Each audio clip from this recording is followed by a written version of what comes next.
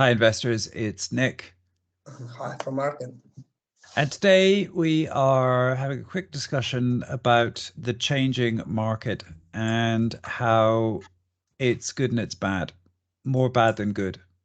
But anyway, right. So the first thing, but it depends who you are and depends on your circumstances. So what we want to do is just unpack this. So what I suggest is that I'll just go through the overview of what's going on. And then Martin, whilst I'm doing my talk, could you dig out some properties of interest to just explain the way things are probably going to go? So in other words, the higher yield, slightly compromised properties that just basically work. So in the upshot is that Gatehouse have paused lending, and Gatehouse is the lender of choice for probably 85–90% of our clients. So if you have a decision in principle already, then and you get your documents in and a mortgage offer finalized by not a mortgage, but an offer on a property finalized by 25th of August, i.e., you got 7 days to go, then they'll honor that and they'll process the transaction. If you miss the deadline, bad luck for you. Which then means you're going to have to find other lenders or just stay out of the market. But the catch with that is that now that inflation is running at around 10% per annum, if you're sitting on £100,000, then you're, or £120,000, let's say for round numbers, you're losing about £1,000 a month on purchase power loss. In other words, inflation is eating the value of your money by 1,000. But if you also add in the continuing rising market, because it still is, then you add that in and you add the extra cost of purchase of a property. It's the equivalent just standing there waiting for something to happen. If you've got £120,000 and you want to buy a £220,000 house, or maybe a bit more, basically you're draining you're losing £1,000 a month, you're losing £1,000 a month, and the cost of that property that you want to buy is going up probably by £1,000 a month. So in other words, the gap is £2,000 a month. And if you just sit and wait for Gatehouse to reopen, you're £6,000 down. Basically, I know it's kind of weird arithmetic, but it's that, yeah, it does make sense. Certainly to me, it does. So hopefully it does for you. Okay, because of that, so we've got that bucket of stuff. Now, there are other lenders out there, but the issue is that they're not particularly large lenders. And there's one particular lender who is prime choice. But the problem is that if we advertise the fact, then they get oversubscribed and then they shut up shop. And as David explains, this has been happening a lot recently with lenders where they've just like pressed the pause button and everyone just has to sit there and wait, which isn't great if you're hemorrhaging money. So anyway, found the lender. David's done a lot of work with them. Try them out. I'm going to adjust so when we do our assessments, if you notice on our WhatsApp messages, we always put a load of calculations in. So I'm going to adjust the calculations for this other lender so that you can get a sense of what it would cost if you were using them. But overall, finally, the interest rate hike is biting in. The market is softening a little bit. There is marginally less competition, but as I point out to everyone, it only takes two people to really push the price up. And because we concentrate on good property as opposed to compromised property, we're still seeing a lot of competition. So that's that. The other thing is that we've just seen more demand from clients for lower value property.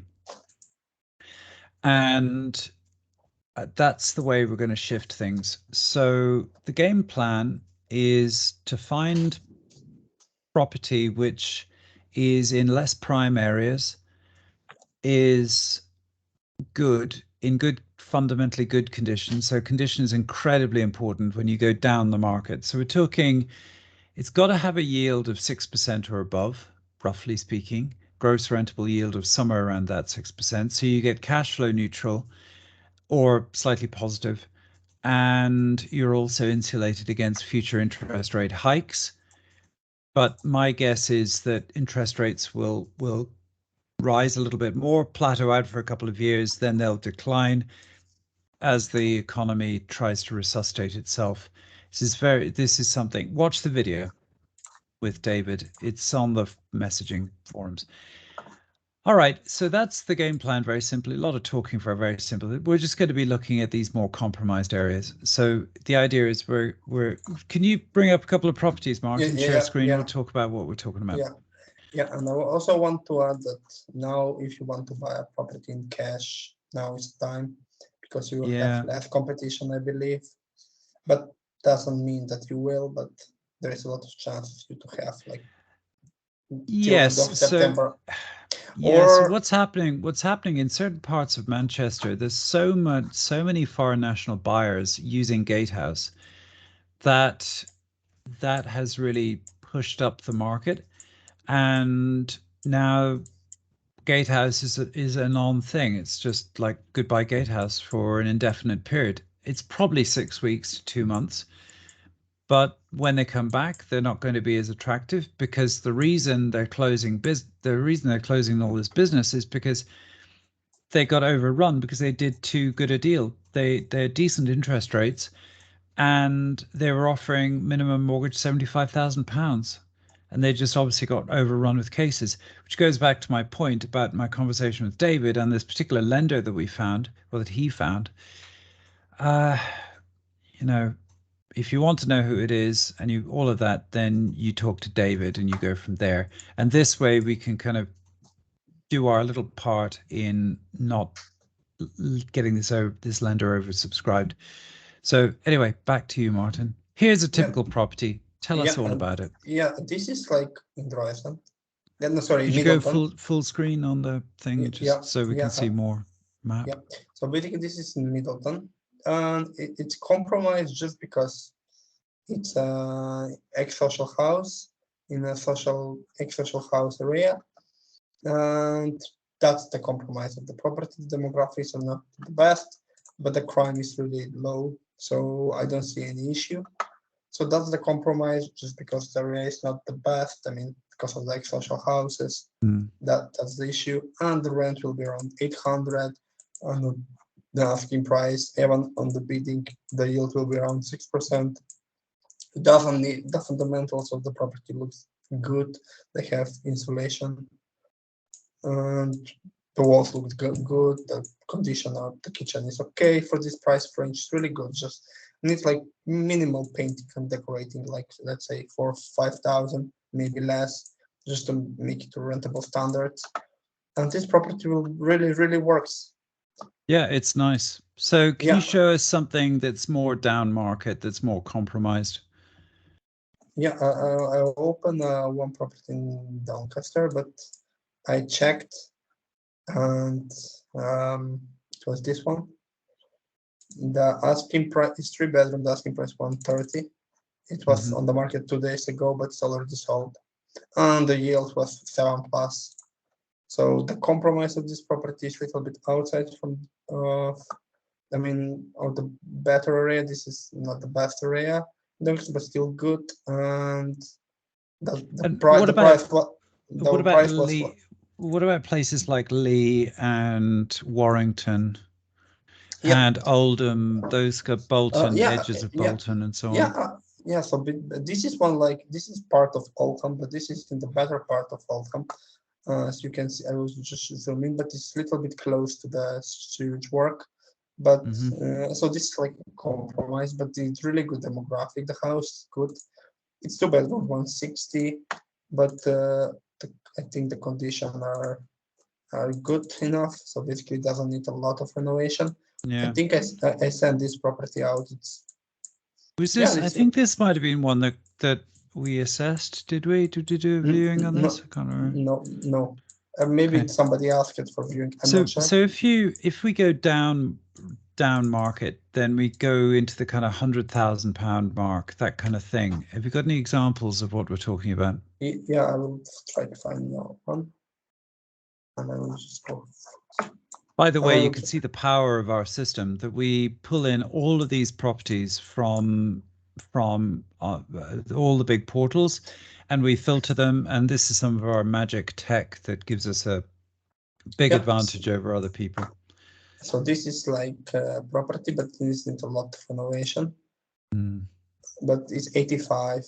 But yeah, so this is very interesting. They removed the photos, I think. Is there any previous history on this? Here is one example. Basically, this one the same. You need a lot of work. And here it is. As you can see, this property wasn't renovated like 40, 50 years, maybe more. So basically, need 20K to maybe more. Not in this property, I will not. I think you get away with just painting and decorating a lot. Actually, yeah. I think because the wire looks okay. Yeah, here, the wire looks okay. But yeah, so this is exactly the right kind of property. But so I will make a new terrible. New kitchen. Economy kitchen, new. But you exactly. can see the ceilings looks okay. This is exactly the kind of property that works. So that the issue with this property is that if you're an owner-occupier, you look at this and you're just terrified and you go, oh, how the hell am I ever going to renovate this? What they don't understand is that those ceilings are good, the floors are good, the walls are good. It just needs a little bit of careful modernization, which can be done on a budget. And probably, I'd say maximum, you got to replace the bathroom suite in there, the kitchen. It's probably like you might get away with 12,000 on that. Let's assume 50. Say, okay, 15-ish. But then you end up with a very nice, spacious house. It's 754 square feet. Yeah, 70 meters square. So really nice. You can make it really nice. And this property will rent for 700, maybe 675. With this lender. Yes, just to say, with the lender that we were dealing with on this, they would lend on that. They're very easygoing on lending, these people. 6.7%, 7.5. Gross yield after 20K renovation and buying. I assume, because I assume 675 by 12, and I assume that this you will take it for 100 to 20K for renovate. So that's 120, 675. We haven't spent 20K to renovate to make it really, really nice. And you will rent it maybe even for 700, but I'm just saying that this kind of properties are, because the kitchen size is really nice. Yeah. And it's just a nice house. It's fundamentally good. And so this is the point, that we're quite strong with condition assessment. And there are a lot of these houses out there that just terrify owner-occupiers. And therefore, these are properties where you as an investor, you've got a real chance of getting them. The thing is, if you try to go for properties that are in perfect condition, then there's a lot of risk involved, because so this one example where the condition are ready to, basically you can rent out, just needs like 2K to renovate a little bit to make it better. But basically it's ready to rent. I'm not really convinced about that front wall. The brickwork looks really weird on it, but maybe it's just the photograph. Maybe the photo. Maybe it needs some repointing, but basically it's okay. I'm just saying this will have more competition than, for example, the one. It would do. Here. It would. Yeah, exactly. But it's that whole story where there's every property has compromises, and what we're steering into are properties where there are compromises actually, but they're manageable and it'll come good. It'll come in your favor, as it were, if you take that risk. But this also needs a lot of work. They don't have photos, but I think it is, because it needs modernizing. And whereabouts is this one, for example? Whereabouts is this property? Where is it? Seemingly. Okay. And what about But other areas, just like demographically challenged areas where there's a lot of cultural exclusivity, for example? What kind of areas, what are you thinking about those? Or do you have yeah, ideas on that? Oldham, for yeah, example? yeah. But in Oldham right now, it doesn't. I don't see a good property for investment in this area. But also between Bury and Rochdale, it have Haywood area, Hmm. and this area is not. It's good for investing. Just I'm saying like 95K, little bit compromise location, but not that much. So if you can take Mm, compromises like this, but have good yield, the property will work because the crime is low in this area. So yeah. Well, so I'm this just is a saying, good example of but property it's that, an yeah, yeah, but it's this doesn't next work. Yeah, yeah. yeah, but But it's, hypothetically, if that was in a terrace and didn't have all this chaos, I mean, that's just a disaster zone, that property. yeah, But but yeah, the point being though, if it was just on a plain old terrace, backed onto some very quiet commercial and was cheap and is very central, then it works. That yeah, one this is doesn't one. work, but there will be This other is properties. this is an example where a property can it's on the main road, but not really busy road, and it did a lot of work. They don't show photos, but you can see that by the door and so on. And you Yeah. can see that it's messy, so it needs like 20, 30K for renovate. And a lot of people will not want to visit this property because they don't have photos. So basically, they ignore the property. And we know that it Mm, did a lot of renovation works. So basically, it's some of those terrace houses, which are okay. mm. So, and I believe maybe they have a garage behind. Mm. So because you can see there is garages, I believe belong to some of the Okay. property. Well, let's wrap it up. So, if you yeah, if you stop sharing screen, we'll. Yep. Okay. So, in summary, lending is getting more difficult, got more difficult. If you got cash, that's good. If you're chasing higher end properties relying on a gatehouse mortgage and you don't have your DIP and you don't have an offer, then you're out of time probably. Uh, there are other lenders who are going to step in, and the deals, they're higher interest rates than Gatehouse, but the game plan would be to go for these cheaper, lower cost properties, go for a two-year deal, then refinance with something more long term like Gatehouse or Hampshire Trust Bank or whoever. And that's how you play this whole thing. But Yep.